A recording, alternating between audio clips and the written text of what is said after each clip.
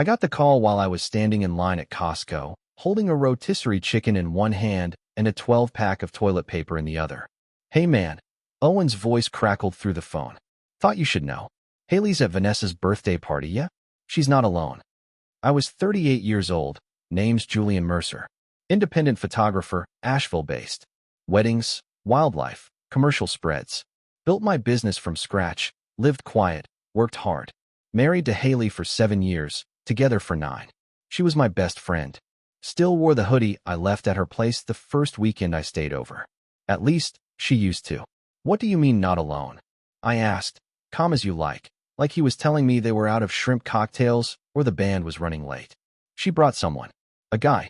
Real familiar. She didn't introduce him as anything, but Owen trailed off. Didn't need to finish. I stayed in line. Paid for my chicken and my toilet paper. Said thanks to the cashier. Made a joke about buying in bulk. Walked the cart out to my Subaru like nothing had changed. But everything had changed. In the parking lot, I sat behind the wheel with the windows down. The breeze moved across my skin, soft and warm like nothing was wrong. My heart didn't race. I didn't call her. I didn't scream or drive over to Vanessa's to cause a scene. That's not who I am. But my mind felt like it cracked sideways. The worst part wasn't that she was with someone else. The worst part was how unsurprised I felt. Like something in me had known this was coming. Like I'd been rehearsing this feeling for months without even realizing. Back home, I put the groceries away, poured a whiskey, sat on the porch, and watched the sun fold itself over the mountains. Haley always loved the way golden hour hit the trees. She'd call it soft fire. I never told her, but I started timing my shoots to that light after she said it.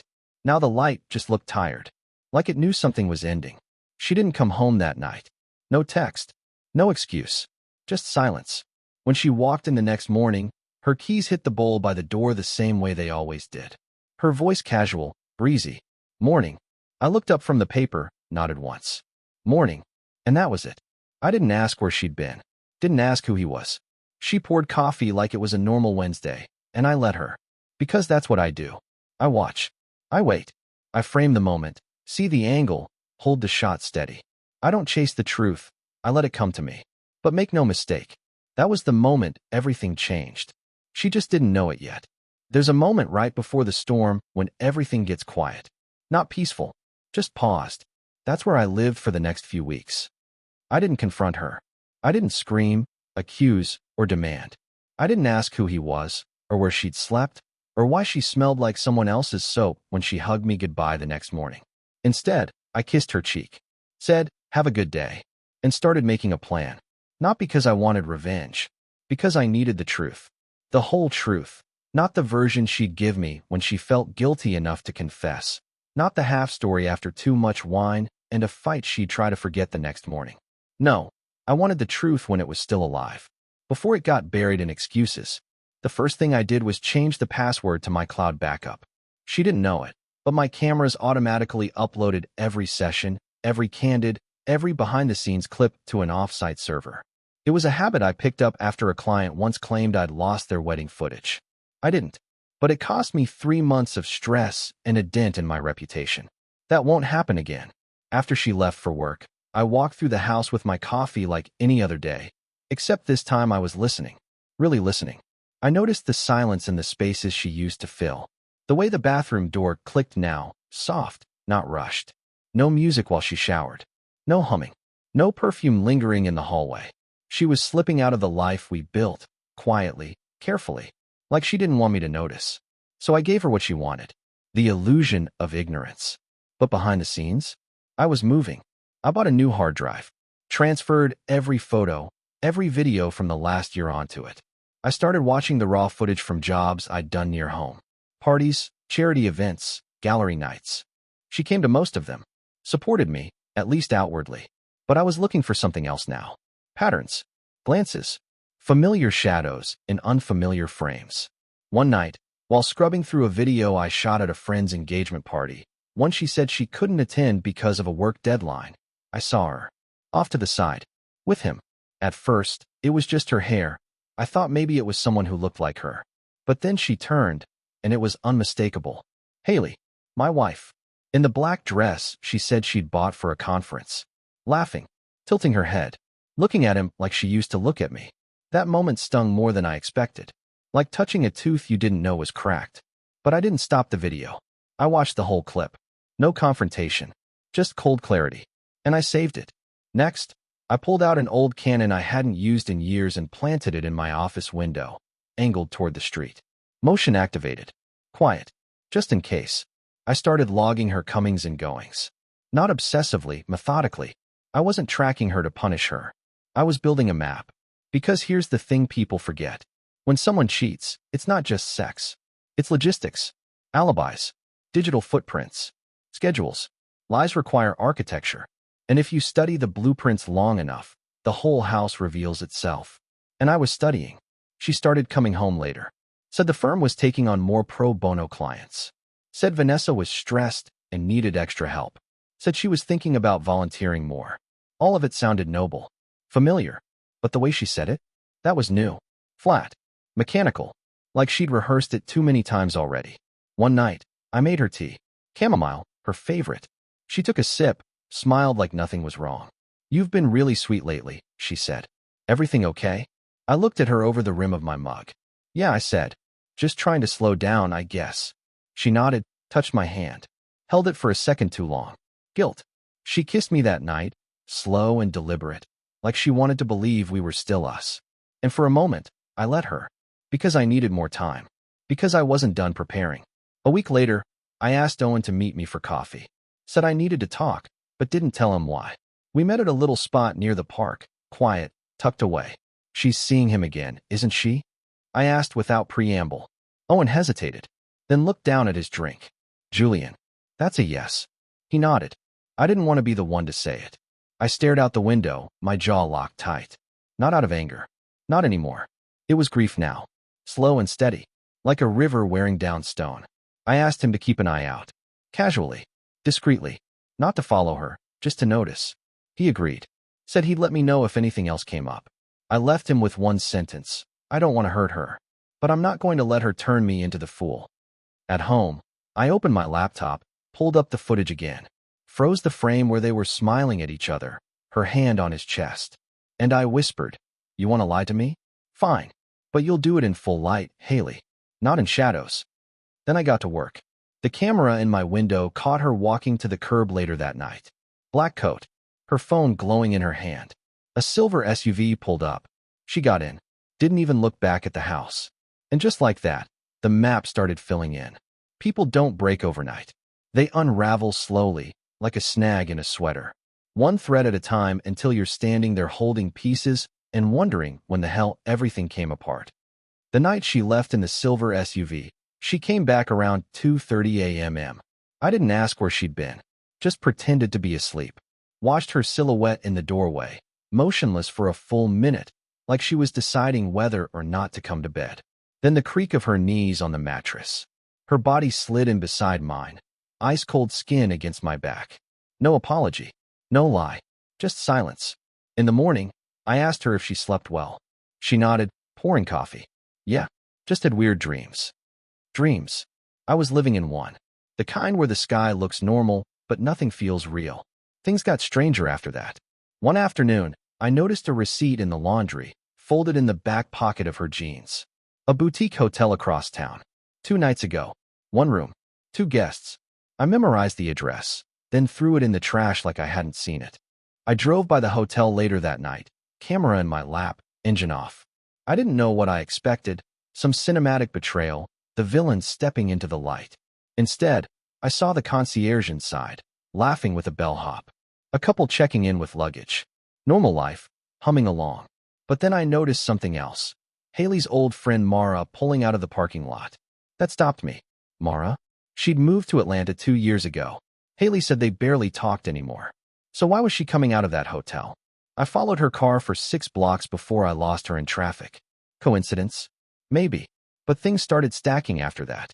Haley started burning candles in the kitchen again. Expensive ones. The kind I used to buy her when we were dating. That wouldn't be weird except I hadn't bought them. And neither had she. I checked our shared accounts. No charges.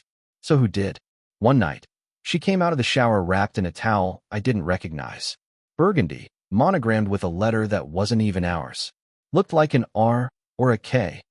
I said nothing. But inside, I was starting to feel like a stranger in my own house.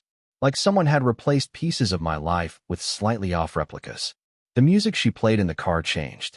Her wine preference. Even the way she said sure sounded unfamiliar. I tested her. Harmless things. Remember that Thai place we used to go to on Main? She blinked. Main? I thought it was on Grove. It wasn't. Another thread pulled loose. That weekend, she said she was visiting her cousin in Charlotte. I nodded, said have fun. The second she left, I called her cousin. She's not here, came the reply. Haven't seen her in months. Everything okay? I said yes, thanked her, and hung up. It wasn't okay. Not even close. The next morning, Owen called. You home? Yeah. He showed up 20 minutes later, face pale. Julian, I think you need to see this. He handed me his phone. A photo. Haley at a party. Arm in arm with him. Same guy from the engagement party footage. He was wearing my jacket. Not just a similar one. Mine. The green canvas one I wore on hikes. The one with the rip on the left sleeve. I hadn't seen it in months. Thought I'd left it behind on a shoot. Apparently not. I studied the photo. Something about the background felt off. Not a party. A gallery? I squinted. And then it hit me. That was my work on the wall. A gallery I'd exhibited in last year. Except this wasn't the show I remembered. These prints were newer. Recent. They'd taken my old photos, cropped them differently, reprinted them without permission, and signed someone else's name. I stared at the signature in the corner. J.R. Ellis. I didn't know the name, but he was standing beside Haley, smiling like he owned the world. I was so still, Owen didn't know what to say. I don't get it, he finally whispered. Is he copying your work? No, I said quietly. He's stealing it. Haley hadn't just been cheating on me with some guy. She was bringing him into my world. My work. My identity. And I suddenly understood something colder, sharper. This wasn't just about sex. It was about replacement. Some betrayals come with lipstick on a collar. Others wear your face, an answer to your name. I didn't sleep the night after Owen showed me that photo. I sat at my desk with a cup of black coffee gone cold, staring at that bastard in my jacket, my work framed behind him, smiling next to my wife like he was the artist, and I was the afterthought. J.R. Ellis. The name kept echoing like static in my head. A name that didn't belong to anyone I knew, but apparently belonged to me now. I opened my laptop and did a search. And there it was. A website. Clean design. Artsy minimalism. Featured artist. J.R. Ellis. Asheville-based photographer. Exhibitions in Charlotte, Nashville, Atlanta.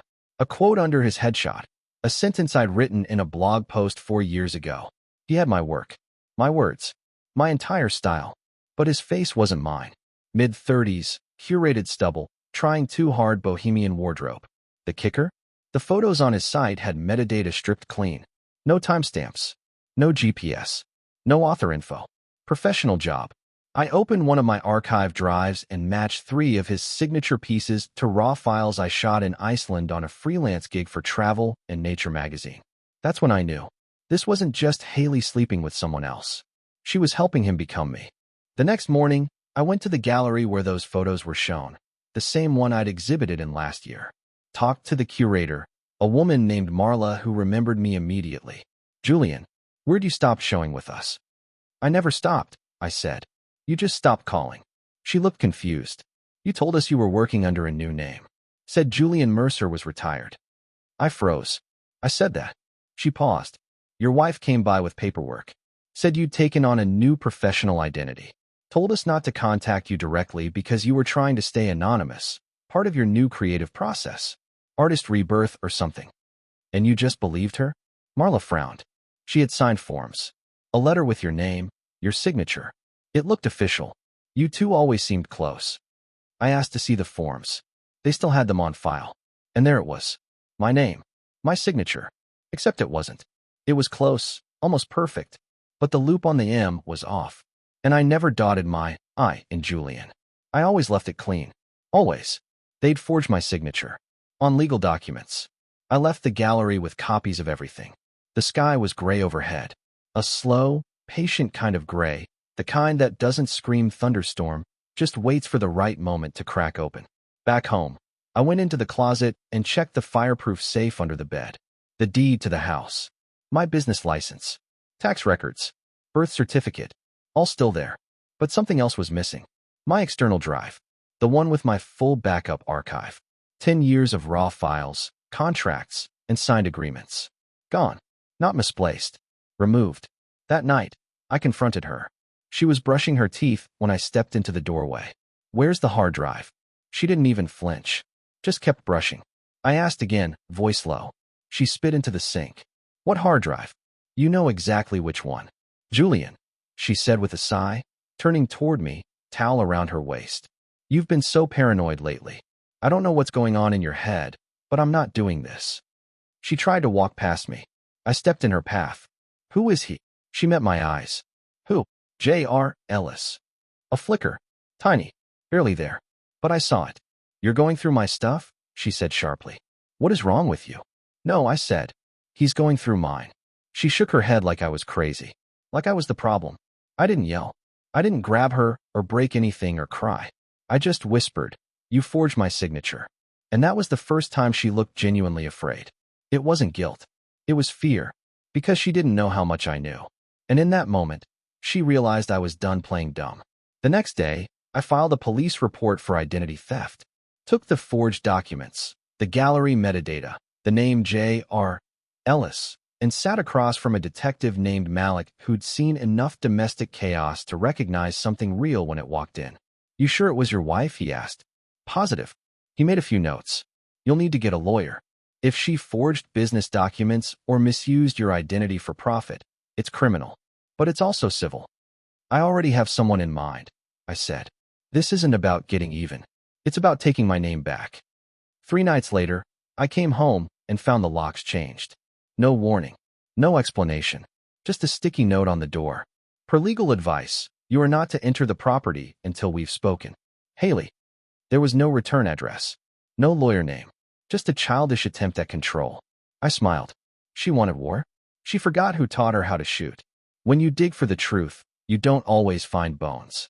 Sometimes you find a whole body, dressed in your clothes, walking around in your life. The locksmith came the next morning. I paid him in cash. No questions asked. I didn't even go inside right away. Just stood there, staring at the front door like it was some old photo of a place I used to live. I walked through the house slow. Her perfume still hung in the air. The guest room was spotless, except for a single garment bag on the closet floor, men's clothes inside. His. I recognized the jacket. The same one from the gallery photo. I took it out and laid it on the bed. Inside the pocket was a dry cleaning receipt. Charlotte, North Carolina. 3 days ago. So he wasn't just passing through. He lived nearby, which meant this wasn't some random affair. It was proximity, familiarity, a plan. I called Owen, told him everything. You think she's still seeing him? No, I said. I think they never stopped. That night, I found his real name. Not J.R. Ellis. His real name was Ryan Keller. I found it buried in the photo metadata of a social media post he forgot to strip. Tagged by a woman from a gallery event. Ryan Keller. No formal education. Worked as a freelance photography assistant in Nashville for 3 years before suddenly launching his own brand out of Asheville. The same year Haley and I moved into our current house. The timeline clicked. He met her years ago, at a shoot. Maybe as an assistant on one of my gigs. Maybe through someone she worked with. It didn't matter how. What mattered is she let him in. Let him watch me work. Let him study my methods. My process. My style. Gave him access to my catalogs, my keywords, my behind-the-scenes notes. She didn't just cheat on me. She tutored him. I dug deeper. Contacted an old client.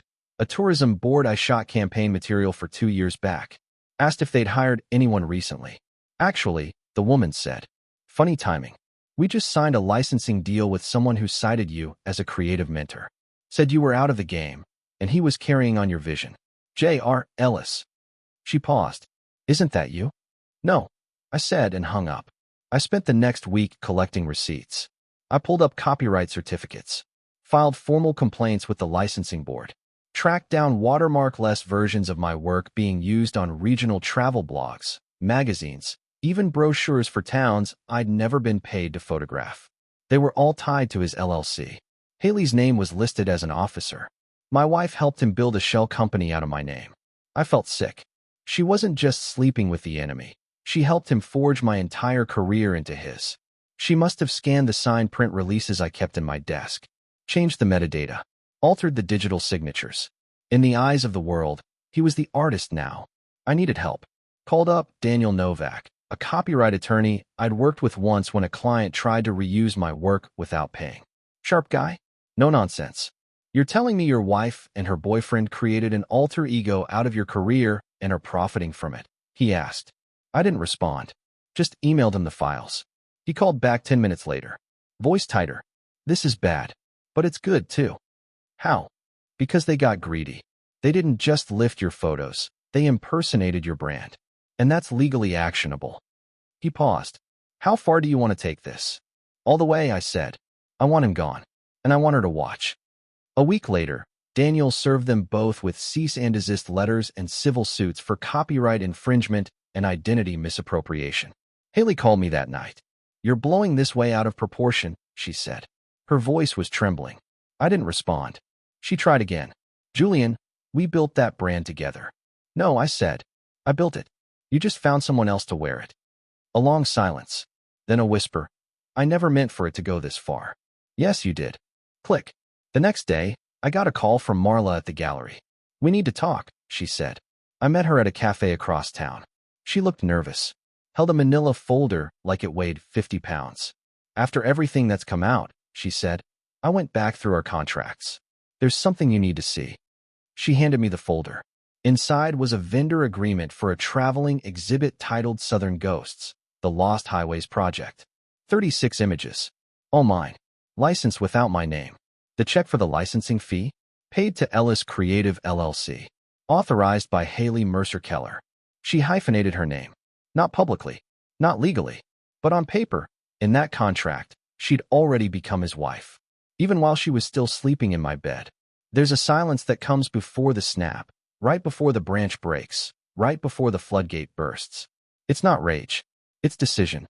I didn't yell, didn't post angry rants or call her family. I didn't send dramatic emails to clients or try to win anyone's sympathy. I didn't want sympathy. I wanted results. So I did what I do best. I curated. I started with an anonymous email account. Clean IP, ghosted address. Attached to it, I sent a zipped folder titled Authenticity Audit, Urgent, to every gallery, publication, and tourism board listed on J.R. Ellis's website. Inside that folder were side-by-side image comparisons with original timestamps and GPS metadata. Copies of signed contracts showing my name. Watermarked originals with deletion logs proving they were stripped and altered.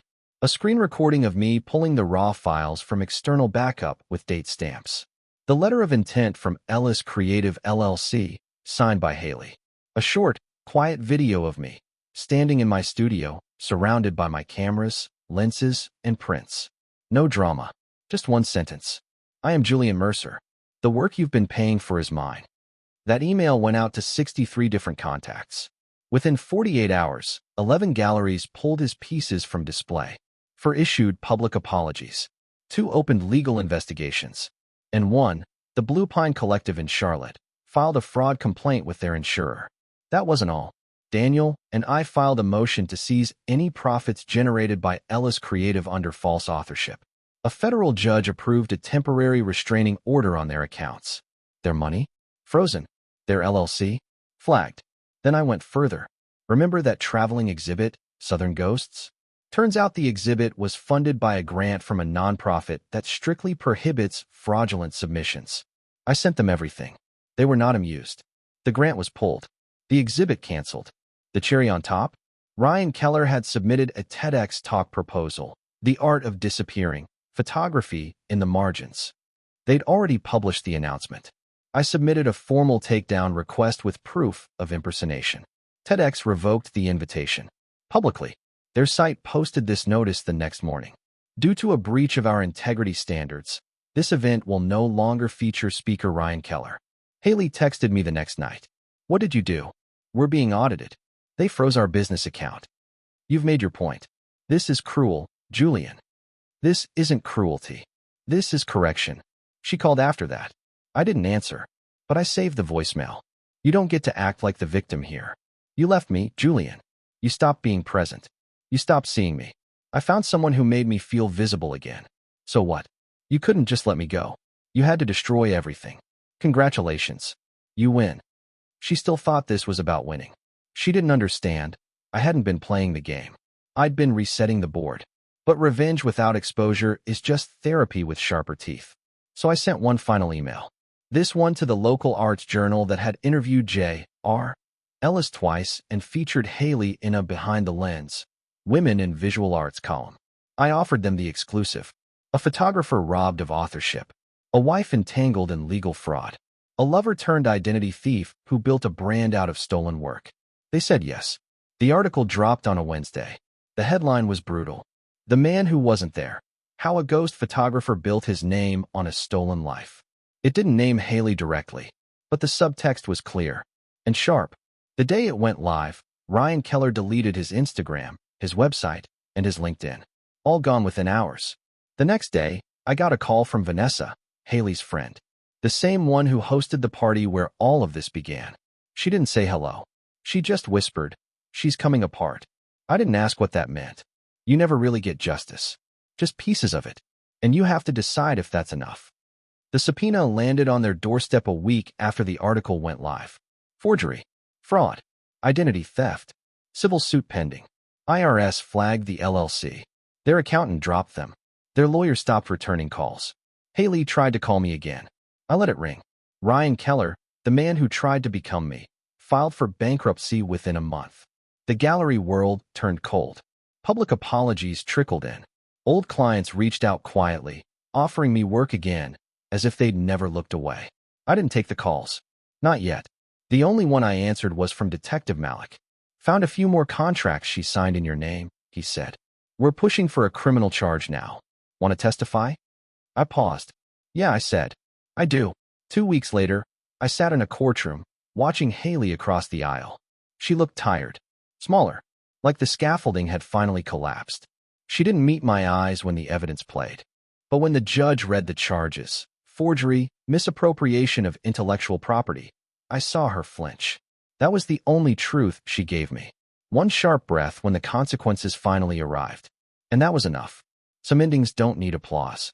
Just a door closing and the sound of your own footsteps moving on. I moved out of that house 2 days after the hearing. Took only what I'd made with my own hands. Cameras, hard drives, notebooks full of old lighting setups and sketches she never cared to understand. I rented a small cabin outside Asheville. No Wi-Fi. Just trees. Light. Started shooting again. Not for money. Not yet.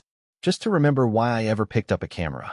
One morning, I hiked into the valley and caught the mist rising off the river. A deer moved through frame. I didn't press the shutter. I just watched. Sometimes the picture you don't take is the one that changes you.